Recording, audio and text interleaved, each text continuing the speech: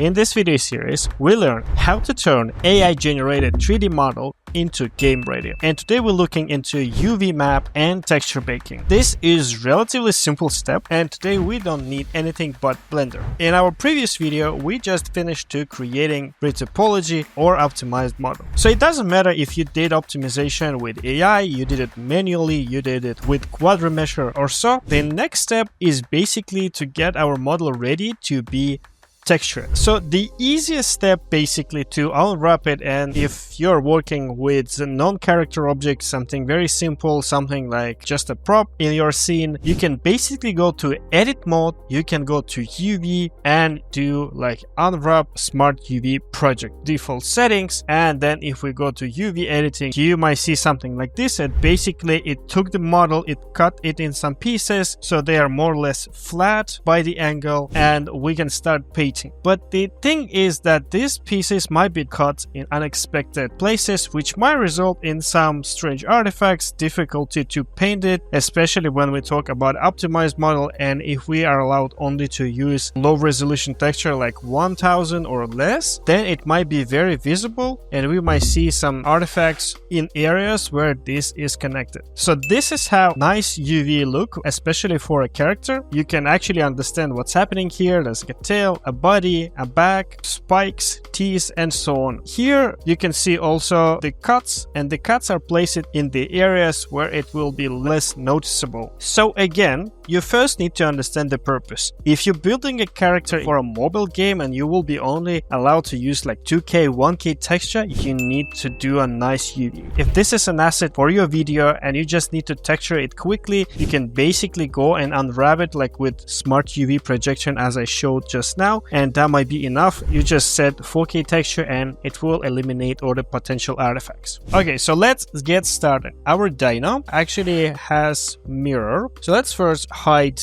eyes and teeth.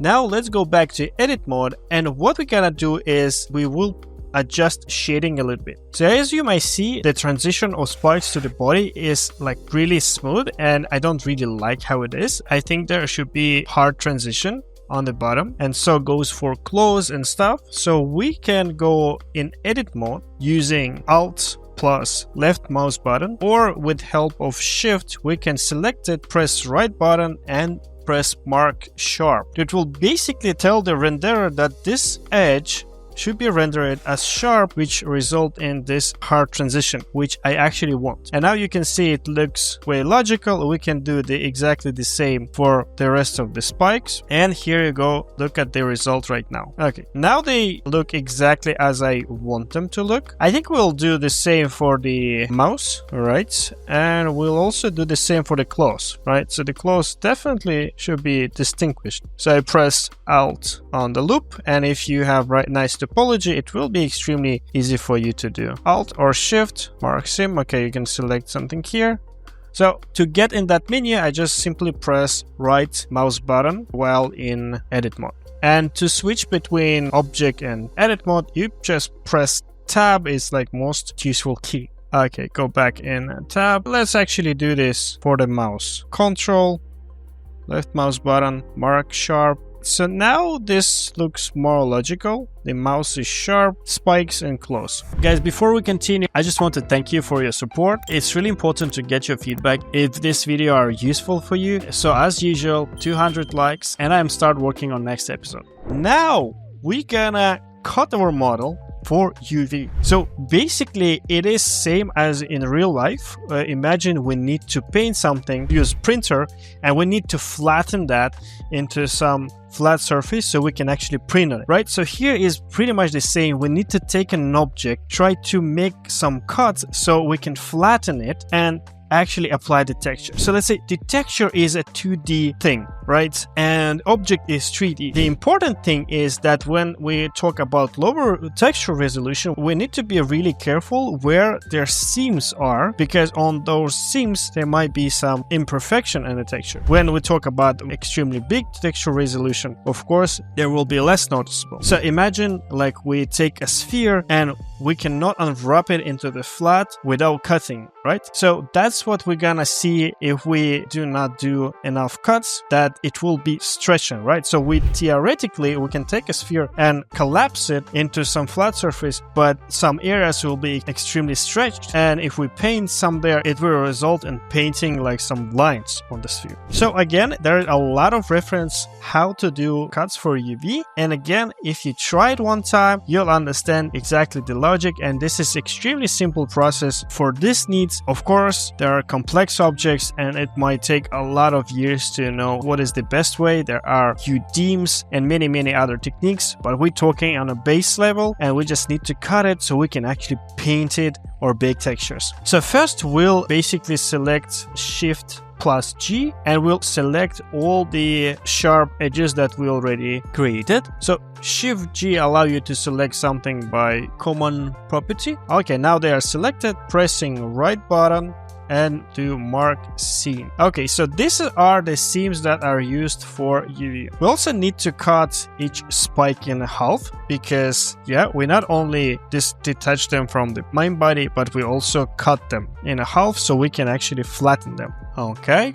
I'll do the same process for all the spikes. Now let's do the same for the arm. The first thing, we'll disconnect the arm, cut the arm from the body. Now we still need to cut it into half. We can actually make a line under the arm. Again, I'm trying to make seams in the areas that are not that visible. We'll also need to connect line here between fingers, so there is a complete cut. To actually see how this will be unwrapped, we can press on the edge, press Shift L and select seam. So we select the current area and it will select everything that within the cut, right? So you can see. Also, as you can see, I already separated the close because they were selected as sharp and we marked all sharp as seam. And we can do unwrap. We can press right mouse button, go unwrap, angle based. Now there is a tab called UV editing, especially designed to show the UV, and we can actually see how this is unwrapped into the 3D space. So basically you can see it, we cut it under the arm and it unwrapped it into the, we can also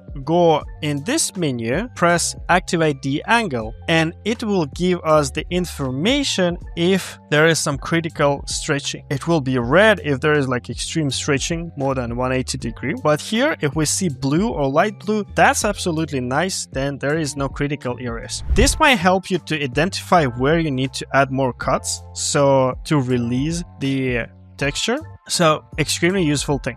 In my case, I think I'm really happy with the result. Okay, let's disable that setting, go back and continue. We'll also need to cut flaws. Okay, so I will go in edit mode, select these two vertices and press J to draw another edge because I want to cut them horizontally.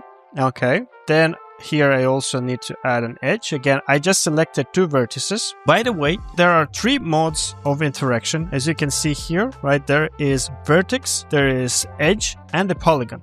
And you can easily switch between them by pressing 1, 2, 3 on the keyboard. So to draw an edge, I basically selected with Control, like two vertices in the vertex mode, and press J. All right, and here we also mark seam, and that's it. Okay. I think our arm is perfectly ready. Okay, we'll do the same exact thing for the close on the leg. All right, close on the leg is ready. Now let's detach the head. So here is my seam. Yeah, I will do it like this because I think that's the best way to cut it. We can cut it somewhere near the mouse, but I think that should be enough, and I don't really want to do a lot of seams. So basically that's the reason why Nice UV don't cut face in many pieces, because that's the point of interest, right? You basically look on the character face and you don't want like to see some lines or anything, or like texture disconnection and so on. So that's why it usually cuts like that. So it is stretched at some degree, but that's totally fine. So okay, we'll draw here so we can disconnect the body from the front side. We'll also disconnect a leg. So thanks to our topology we did, it is extremely easy. So we need to disconnect the bottom of the foot. All right, so let's select it here. Again, mark seam. All right, and I think we need to cut leg into half, and we'll do it here in the less noticeable area, right? So we can select it now, unwrap, angle, and we can see something is not correct here. I think I missed something. The bottom should be detached. All right, let me check. I think I missed. Oh yeah, here I go. I missed the area between fingers. We also need to cut it, and yeah, you can see it now. It's fine. Okay, so here we go, and it's already look quite amazing. We need to draw a line under. Well, that's it. That's pretty much it. And I think for the nose, yeah, nose, you see there's quite a lot of curvature there, so we'll cut the nose hole here and mark a seam. Right, I look like that. We can cut it inside and a half, but I think it's fine. About the mirror modifier, again, it will speed up your process if you work with symmetrical model, but that is not a necessity. So you can basically go with the object and cut it, but again, it can't be an asymmetrical object and you basically do exactly the same. It's just that here it saves us a lot of time and eliminates some errors because it's just mirror exactly what we do and it is symmetrical. So just so you know, you don't need to use mirror if you're working with asymmetrical stuff or any simple object. That's totally fine. You don't need to cut everything in half. To continue, we'll actually go and apply our modifier, and now it will be as an object. And we'll go to edit mode, we'll press A on a keyboard, right mouse button, select unwrap, angle based, and let's see if we actually did it right. Also, let's enable eyes and teeth. We need to cut eyeballs in half. The exact same thing we'll do for the teeth, but before we will apply subdivision modifier that we added like in previous video. Basically go arrow down, apply, and while still in mirror, let's cut all pieces in half. So there's extremely useful command / on a keyboard, and if you press on it, it will basically isolate temporarily the object, so you'll only see the object that was selected, and you can press it again to go back to normal view. It helps to focus on the object you're working with, so I did that. Now holding shift and clicking on with alt, we can select the loops and cut them in the half marks. See, all right, so here we go.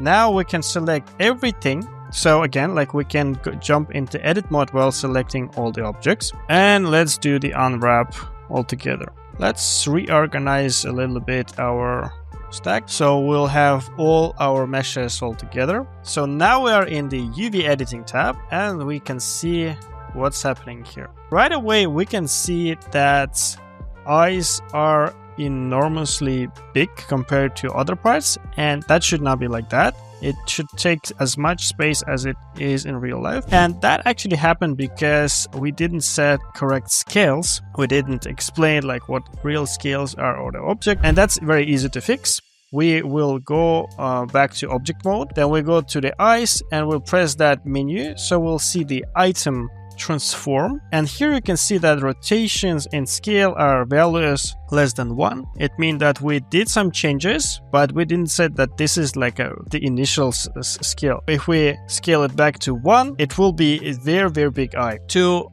make this current state as a default, we'll basically press Ctrl A and select rotation and scale. Okay, so you can see object didn't change, but there is like 1, 1, 1. Now if we select all object, do the same UV unwrapping, you can see that it looks way more logical and the sizes are correct. That's exactly what we wanted. Additionally, what we can do is in UV window, we can go to UV tab and we can select pack islands, and it will organize things even nicer. Let's not do that right now. I think we will actually separate eyes into a separate object. It's a separate material. So to do that, like let's go to the eyes, go to edit mode, UV and pack island. So yeah, now you can see the eyes take the whole space of the texture, but again, it means that we'll pack it on another texture. So let's go to material tab on the bottom, create a new material, and let's rename it to eyes. That's enough for now. Let's hide the eyes, but for teeth and body, let's select them again with the shift, UV, pack islands, And here we go. Okay, so you can either extend the margin so they are packed with some spacing, or I have UV Packer, which is not necessary, but if you want to use it, you can use. Easy to install. And here we'll basically select all and set a padding instead of 2 to 8 and press pack. It will basically reorganize the islands on the UV. Alright, now let's go to our object and review the result. You know guys, I just realized that we actually missed something and we're gonna fix it right away. I think for the body we need one more cut on here under the tail. So we're gonna draw a long line like this. Alright, to disconnect the lower bottom and mark seam. Alright, now we select these again. Edit mode, right, press A, unwrap.